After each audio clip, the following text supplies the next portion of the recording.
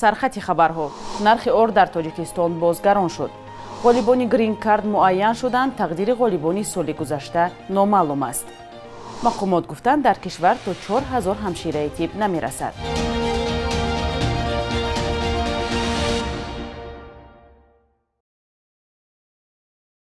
روز بخیر بیننده های عزیز، امیدوارم خوب و خوشید و برنامه نویدی بامدادی را تماشا دارید. امروز جمعه 13 می است. نرخ ارد یکی از محصولات اساسی برای خانواده ها در تاجیکستان بازگران شد. روز 13 می ارزش یک خلطه 50 کیلوگی اون که قبلا 320 تا 330 سومونی بود در بعضی دکان و مغازه ها و بازارهای کشور از جمله شهر دوشنبه و نواحی اطراف آن 365 تا 370 سومونی نرخ گذاری شده است. این وضع ساکنان را نگران کرده است و میپرسند که چرا در چند روز اخیر نرخ ارد یک بار به طور نظر است بالا می رود. مقامات دلیل افزایش نرخ ارد را به محدودیت‌ها در صادرات آن از سوی قزاقستان ارزیابی کردند. چندی از تاجران نیز سبب گرانی را به کاهش واردات این نوع محصولات از خارج کشور عنوان نمودند. تاجیکستان از وارد کنندگان اساسی گندم از قزاقستان است و این کشور قبلا خبر داده بود که در مورد صادرات ارد و غله محدودیت‌ها جاری کردن است. روز 13 می در خدمات ضد انحصاری تاجیکستان افزایش نرخ ارد را تصدیق نمودند. طبق اطلاع رسمی سالانه به تاجیکستان نزدیک 1 میلیون تن گندم وارد می شود که بیش از 99% آن به قزاقستان راست می آید. امروز 13 می در شهر دوشنبه جلسه شورای وزیران کارهای خارجی کشورهای اتحاد دولت‌های مستقل برگزار می شود. سرگئی لاوروف وزیر کارهای خارجی روسیه هم با هدف اشتراک در این همایش به دوشنبه پایتخت تاجیکستان آمده است. این یکی از سفرهای کمشمار لاوروف به خارج پس از آغاز حمله روسیه به اوکراین در 24 فوریه امسال به شمار می رود. در کار جلسه وزیران کارهای خارجی تاجیکستان، آذربایجان، ارمنستان، بلاروس، قزاقستان و قرغیزستان، مالداوا و نمایندگان وزارت کارهای خارجی ازبکستان و ترکمنستان نیز شرکت می کنند. روزهای استراحت گذشته وزارت کارهای خارجی ایالات متحده آمریکا نتیجه های لاتاریای گرین کارت آمریکایی را اعلام کرد. غالبان لاتاریاها امکان دریافت استقامت موقت و در آینده شهروندی آمریکا را پیدا می کنند. برخی از ازبکستانی ها در شبکه های اجتماعی نوشتند که غالب لاتاریا شدند. در ازبکستان که 35 میلیون ساکن دارد، صف خواهشمندان کوچ بستن به ایالات متحده آمریکا می افزاید. همه ساله بیشتر از 2 میلیون ساکن ازبکستان در لاتاریای گرین کارت شرکت می کنند.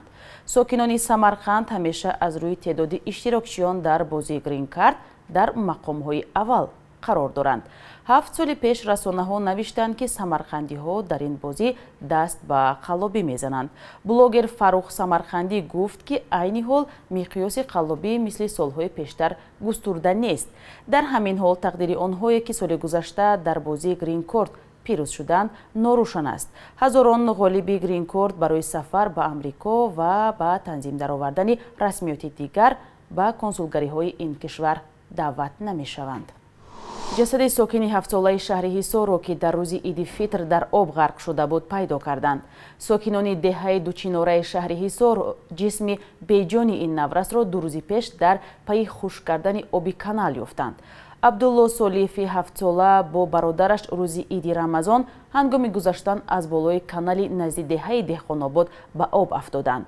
در پی این حادثه والدان این نورس از حکومت شهر دوشنبه خواسته بودند برای یافتن فرزندشان آبی کانال حصار را برای 1 روز ببندند. کمیته حالتهای فوق‌العاده خبر داده بود که عیناً در همین روز عید همچنین 3 کودک در دهه نوآباد شهر لیوکان هنگام عبور از کانال سر و زیر و غرق شدند و خوشبختانه 1 ساکن همین دهه طفلکان را نجات داده است. مقامات به نظارتی والدان را سبب حادثه های ناخوش نامیدند. همه سال 12 می همچون روز جهانی همشیره های طب یا پرستاران گرامی داشته می شود. تاجیکستان این سنه را در حال تجلیل می کند که سالهای اخیر هجرت کارمندان ساحه بهداشتی بیشتر می شود و این کشور در مجموع به هزارها پزشک و کارمند میانه طب نیاز دارد. سیاره همشیره طب یا پرستار است. در بیمارستان استقلال کار می کند و از انتخاب کسب راضی است. ба бовари ӯ барои парастор шудан бояд ба ин касб муҳаббат дошт. ба ғайр аз табиб фикр мекунам 80% корро ҳамшира бо бемор мекунад. барои чунки мисол табиб ташхиси онро муайян мекунад, табобатро менависад, мондагиашро ҳамшира онро мисол бо бемор сарукор карда беморро табобат мекунад. мисли сайёра дар бемористонҳои тоҷикистон ҳудуди 8000 ҳамшираи тиббӣ кор мекунанд. аз рӯи меъёрҳои ҷаҳонӣ вобаста ба шумори аҳолӣ дар тоҷикистон бояд ба ҳар 750 сокин як ҳамшираи тиб хизмат расонад. аммо ба ҳисоби мақомот тоҷикистон ҳоло ба камбуди то 4000 парастор рӯбарӯ аст. ва имрӯз мушкилотҳо бештар дар ноҳияҳои дурдасти ҷумҳурии Тоҷикистон, бархусус ноҳияҳое ки дар Кӯҳсор ҳастанд, ноҳияҳои дурдасте ки дар яъне дастрасии аҳолӣ ба хизматрасонии тиббӣ мушкилӣ дорад, яъне ҳамшираҳои тиббии оилавӣ дар ин ноҳияҳои дурдаст бениҳоят яъне ки назар аст. норасоии кормандони тиб аз ҷумла ҳамшираҳои шафқат дар ҳолест ки ҳамарӯза хабарҳо аз ҳиҷрати пизишкони касбӣ ба хориҷ аз кишвар нашр мешавад. як сабаби аслии рафтани духтурон аз Тоҷикистон маоши паст гуфта мешавад, ки вазорати тандурустӣ солҳост наметавонад пеши роҳи онро бигирад. Маҳина Давлатова баъди хатми донишгоҳ ва гирифтани ихтисоси аввал ба коллеҷи тиббӣ дохил шуд. 8 сол дар як бемористон парастор буд, аммо баъд аз рухсатии нигоҳубини кӯдак дигар ба кораш идома надод. сабаби аввалаш ин аст ки ман кӯдакбо надорам ва яке аз сабабҳои дигаре ки ман дубора барнагаштам инам ҳамон каммаошӣ аст. масалан ман ду маълумот ки дорам, маълумоти аввалам фарқияти маош ҳаст, ба ҳамин хотир ман тасмим гирифтам ки беҳтараш аз рӯи маълумоти якум кор кунам. ҳамеша фикрам ҳамин буд ки чӣ гуна метавонанд ба як маоши масалан ҳамширагӣ рӯз бибаранд. хеле мушкил буд. ҳоло Маҳина мегӯяд талош дорад ки такмили ихтисос кунад ва барои идомаи кор ба хориҷ аз кишвар биравад, то тавонад вазъи зиндагии худро беҳтар кунад. мушкили камбуди кормандони тиб дақиқан замони авҷи пандемия дар Тоҷикистон рӯ зад. аммо зоҳиран ин ҳол мушкили танҳо Тоҷикистон нест. соли 2020 замони авҷи пандемия дар ҷаҳон Созмони ҷаҳонии тандурустӣ дар як гузориши худ гуфт ҷаҳон ба ҳудуди 6 миллион парастор ниёз дорад. эмомалӣ раҳмон раиси ҷумҳур ҳам дар паёми соли 2019 ба парлумон дар ин бора ба вазорати тандурустӣ дастур дода гуфт барои нигоҳ доштани духтурон, махсусан мутахассисони ҷавон чора андешад ва усулҳои ҳавазмандкуниро ба ҳукумат пешниҳод намояд, аммо кӯчидани пизишкон ба хориҷа, хусусан Русия ҳамоно идома дорад. бахши як рӯзи таърихро ки муҳимтарин таҳаввулоти таърихии 13 майро фаро мегирад, ҳамкорам Хиромон Бақозода тақдиматон мекунад.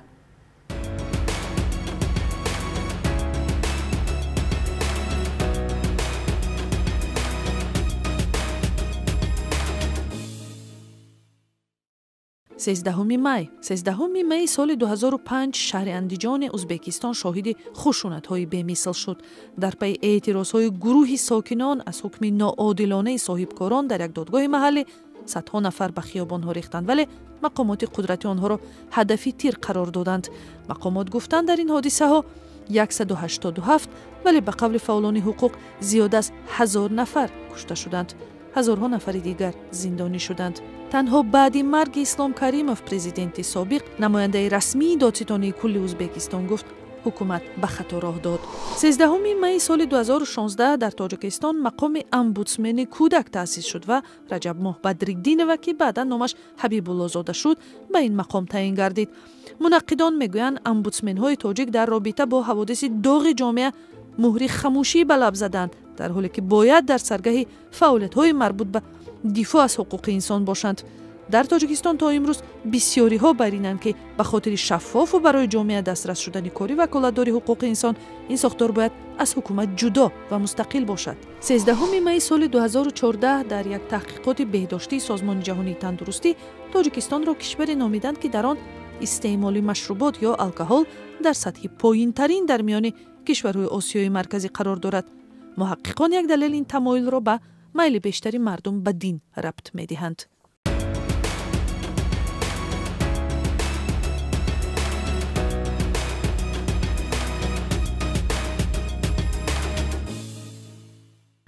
қурби рубли русӣ дар баробари пули миллии сомонӣ нисбати рӯзҳои гузашта дар бонкҳои тиҷоратии тоҷикистон бетағйир мондааст.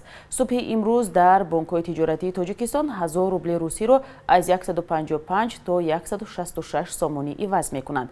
қурби $100 амрикоӣ нисбати ҳафтаи гузашта каме поин рафта баробари 1190 то 1230 сомонӣ баробар аст. Аммо қурби евро нисбати рӯзҳои гузашта поин рафтааст. қурби расмӣ муқаррар кардаи Бонки миллӣ барои имрӯз 13 майро ҳамроҳ мебинем.